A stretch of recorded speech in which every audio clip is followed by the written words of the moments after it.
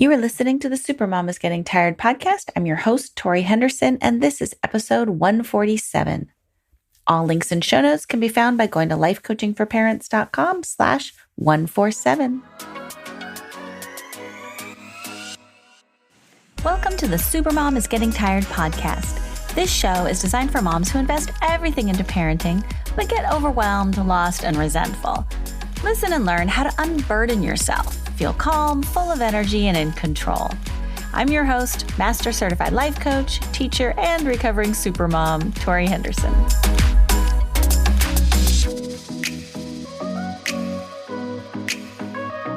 Hello, supermoms. Happy spring. I hope you're out enjoying some lovely weather or maybe taking a spring break with your kids. I am wishing you well this time of year. We are weeks away from selling our house that we've lived in for 22 years. It is a very big undertaking, and the home stretch is close. It's in sight. But instead of feeling excited about that, I am feeling nervous and apprehensive and sentimental. I've got both my kids home for the last time together in the house I raised them in. Oh my goodness. It is emotional. There's a lot of feelings. And whenever I get scared and uncertain of the move that I'm taking, I just think back to the pandemic and how bored I was and how nothing was happening. And it was the same thing every day. And just remind myself that I'm choosing this. Like I'm choosing chaos and adventure and uncertainty over predictability and certainty. It's funny how all through raising kids, I just wanted calm. I just wanted things to settle down and be peaceful because it was so chaotic. And I don't know if I got hooked on it or used to it, but as soon as things get peaceful and settled now, I'm looking for ways to shake it up.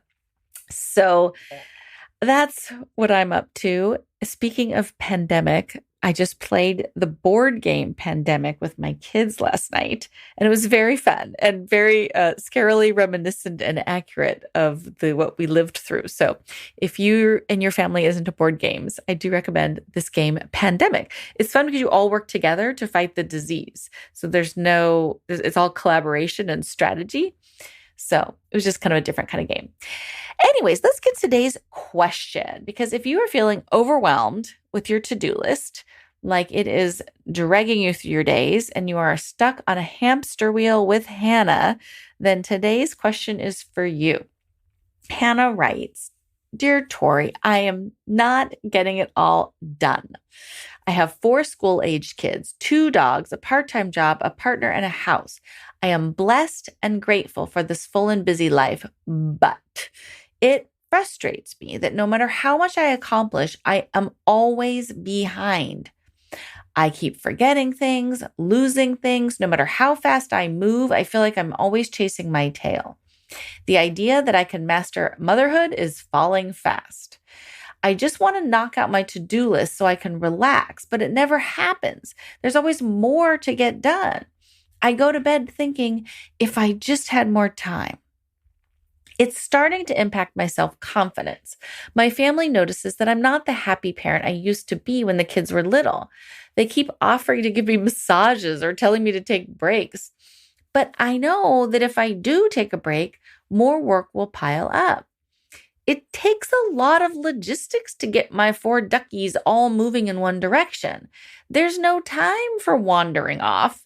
Please don't lecture me about overscheduling my children, but I am stressed and something's got to change. Stuck on the hamster wheel, Hannah." All right.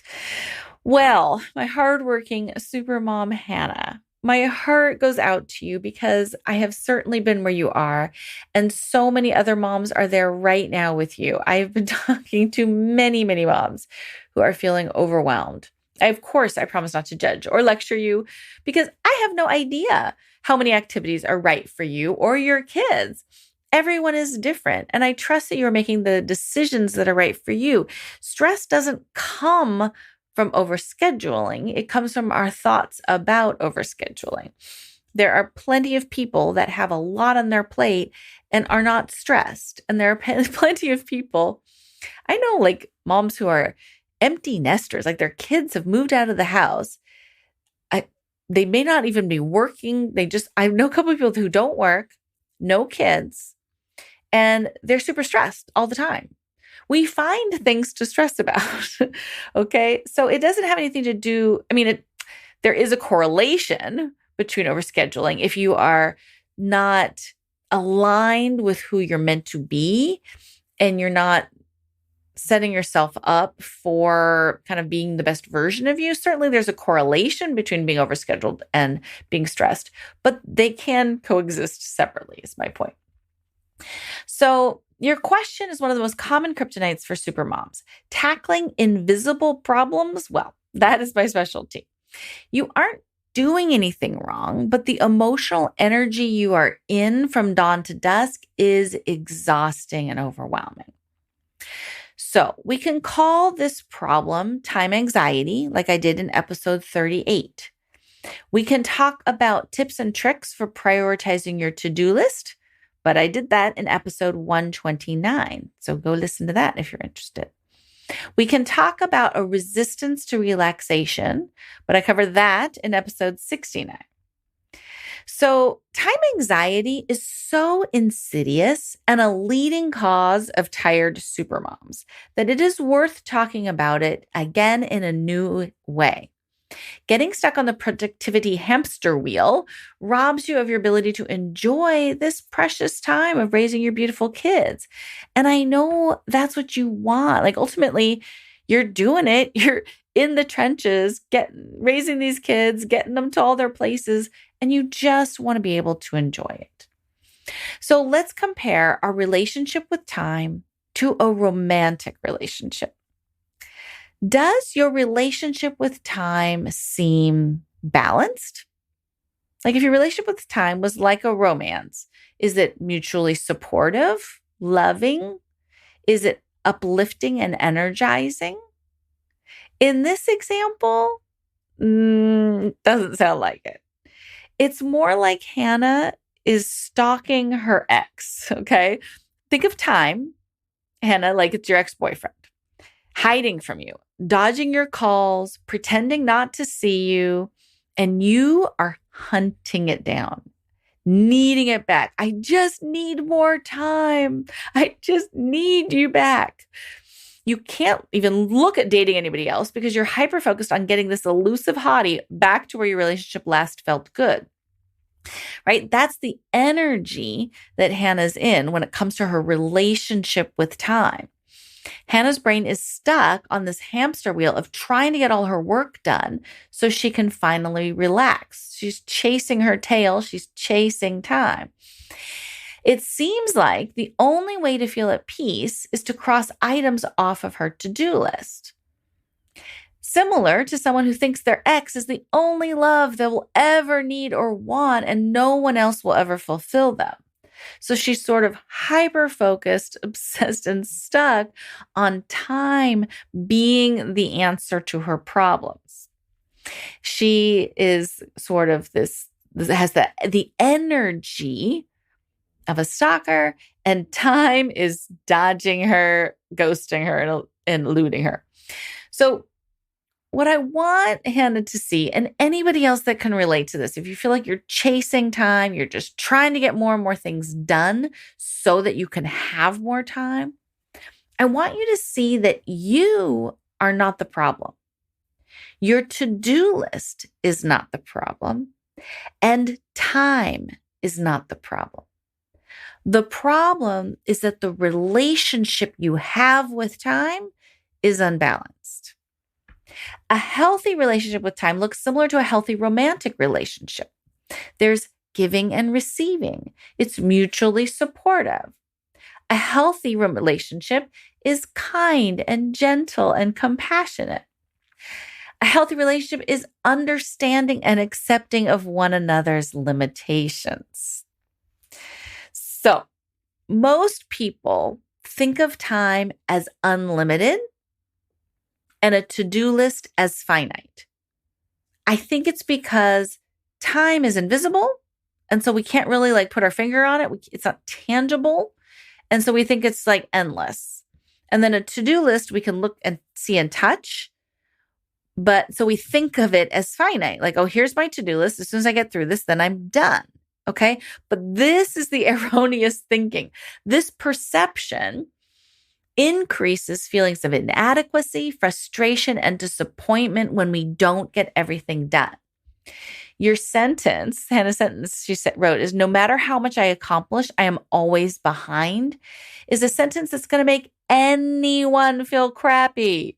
Imagine your child is going out for basketball and maybe she didn't go out in fourth grade. She went out in fifth grade, and you tell her, no matter how much you accomplish, you'll always be behind. That is an awful thing to hear when you are working your butt off on a daily basis. Okay. That's like swallowing poison every time you try to get through the day. You're starting from a weakened state when you have the thought, I'm always behind. You'll find a more peaceful relationship with time if you flip your perception. Think of time as finite and the to-do list as infinite. So time has limits. The to-do list never ends. Now, you might be thinking, Torie, hold on a second. Thinking that time is limited and I have an endless amount of tasks is way more stressful. That is a terrible thought to think. It does not make me feel good. But here's the thing. We have a limited amount of time here on earth. Our kids are young and under our roofs for such a short period of time. We only have 24 hours in a day. We have 60 minutes in each hour. Time is finite. It's limited. Once we can accept that, then we can call our brain to a higher place. Okay. When you think time is limited, then it helps you think about what's really important. If I only have 24 hours a day and 8 of those hours are spent sleeping, that leaves me 16 hours to dedicate towards things that I value, things that I love. Do I really want to be scrolling through my phone during those valuable hours? Do I really want to feel frustrated and stressed from dawn to dusk? Or is there another emotion I'd like to feel? If time is limited, is the highest use of these limited hours really to get everything done? Or is there another perspective worth adopting? The to-do list, super moms, I'm sorry to tell you, is infinite. The kids get older and more gets added. Some things drop off, but more things come on. One kid likes music, the other kid likes sports. Your animal lover cannot have enough animals around the house. You add more animals, you add more tasks, more to-dos. You want your kids to have relationships with family, friends, nature, culture. There's always more to learn, more to celebrate, more to clean, more to plan and do. As soon as you have a little space, you add more in because it's all good. There is no end to the amount of things you can add to your to-do list. So just because time is invisible, we think there is no end to it. To-do lists are visible, so we think they are finite. Flip them around and it will improve your relationship with time because it will be more realistic and connect you with your values and what you really want. So if you think of time like your closet, and the items on your to-do list are the clothes in your closet. If you jam it full of stuff, it makes sense that you would lose things and forget things, right? That I forgot I had this in the closet. It's shoved way to the back. But that doesn't mean you are failing at motherhood. That just means you have an overstuffed closet. There is an endless amount of clothing in the world that you could bring home and stuff into your closet. You have the power to choose, curate, rotate winter and summer clothes, keep the essentials, and enjoy the items that you love most. That is within your power. Some people like the abundant feeling of a full closet with plenty of choices, which apparently I do when it comes to time in my calendar. Some people enjoy the simplicity of a pared down minimalist closet. You get to decide what is right for you, but let's work on not fighting with the closet or fighting with the clothes that are in the closet. Okay? You've got the situation that many moms in the trenches face called too much to do, not enough time to do it. You've got an infinite to-do list and a finite time frame. Right now, Hannah and all you other super moms out there that can relate are feeling overwhelmed, inadequate, and frustrated about the fact that there's too much to do and not enough time to do it. This is just a reality of modern living. But let's imagine that you can choose. I'm going to offer you a buffet table of emotions. How do you want to feel about the fact that you have more stuff to do than time to do it? This is where your control lies. You get to choose your emotion. You can choose how you want to feel about your overstuffed closet known as time. Do you want to feel peaceful? Do you want to feel empowered, motivated? Do you want to feel just sort of like neutral? A matter of fact, like, yep, this is just what it is. It's like, oh, it's cloudy today. Okay, let's work with that. Oh, today the sun is shining. All right, let's go. Like that's just sort of a neutral emotion. The most important thing, though, is to take back your power. When we feel like getting through the to-do list is the only way we get to relax, and then we never get through it, it feels like we have no power. We're giving all our power away and giving our ability to feel at peace to our to-do list. So choosing how you want to feel and focusing on that emotion helps us create a new relationship with time that is more balanced and healthy.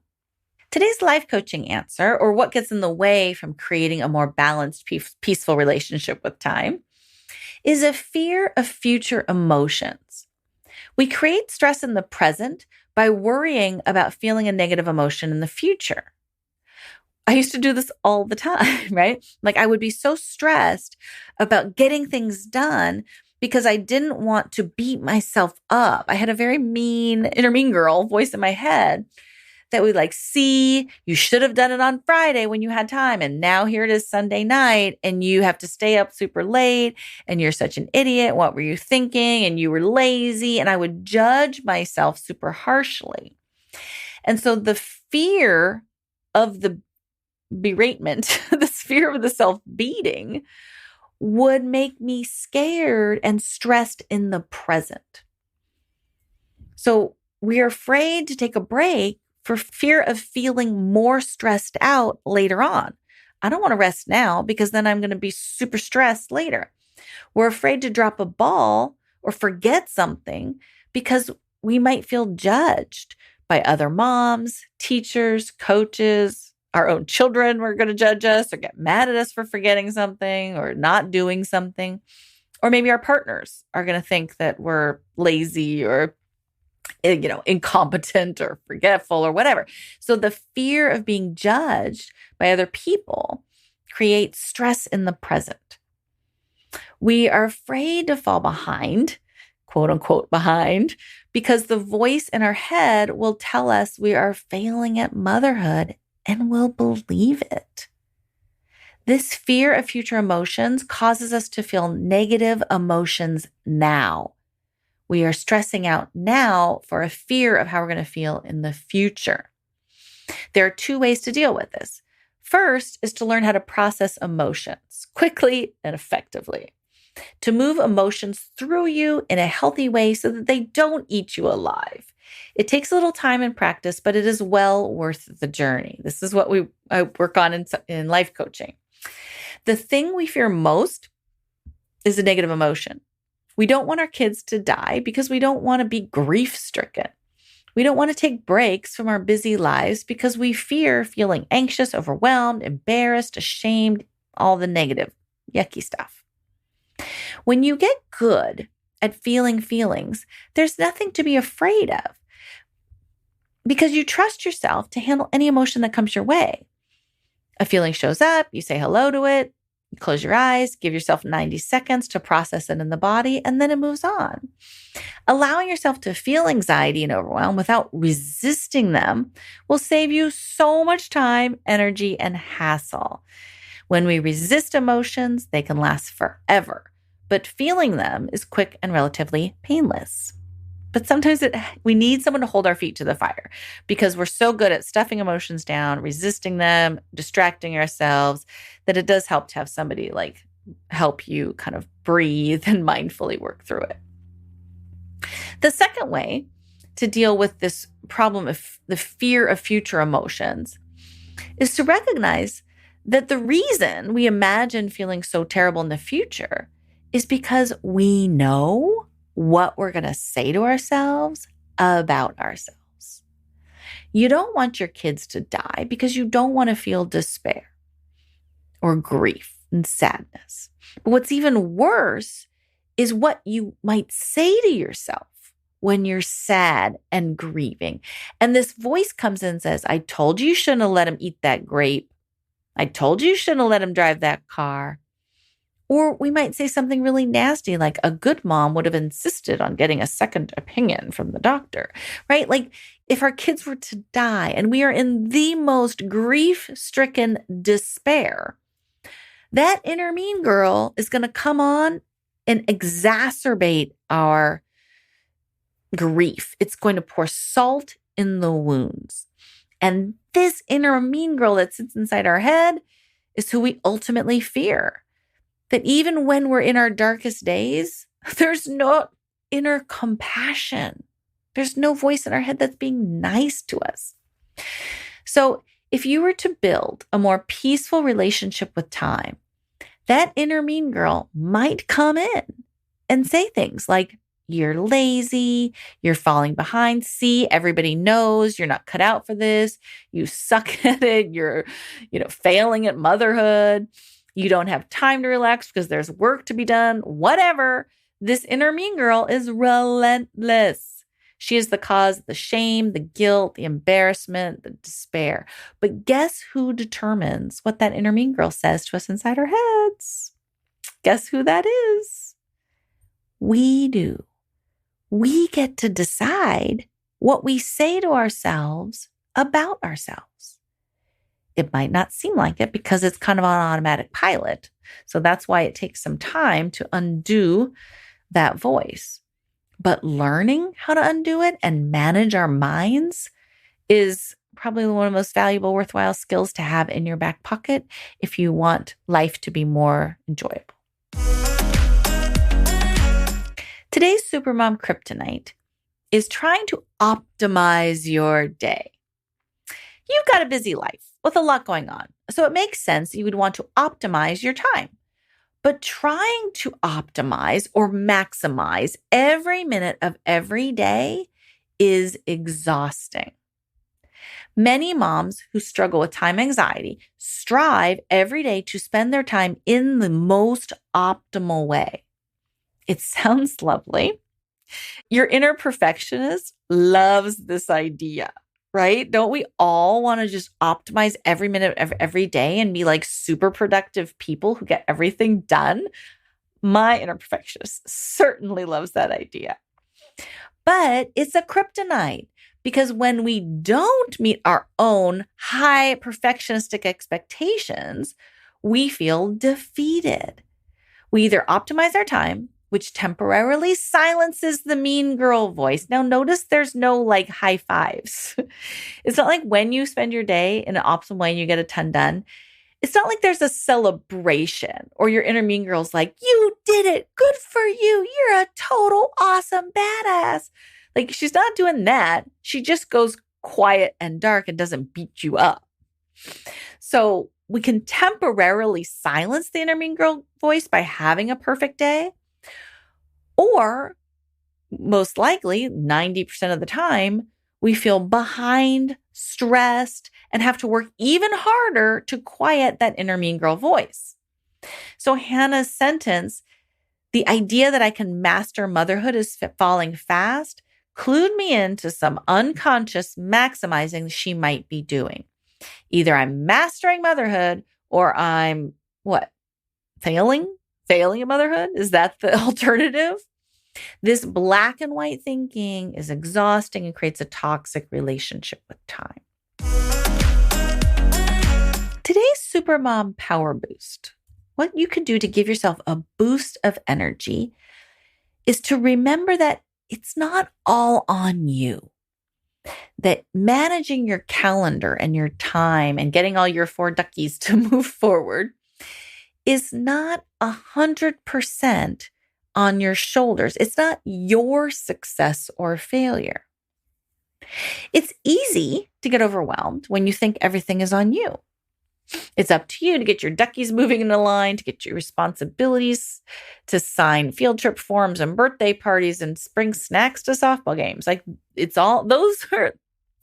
lot on your shoulders. We're not going to lie. Your job, your house, your pet care, your sporting events, your children's schooling, your safety, their clothing, their hygiene, their social life, their sleep. It seems like it's all on your shoulders. Not to mention your own, right? There's a lot that feels like it's on your shoulders. And I get it. But it's not all on you.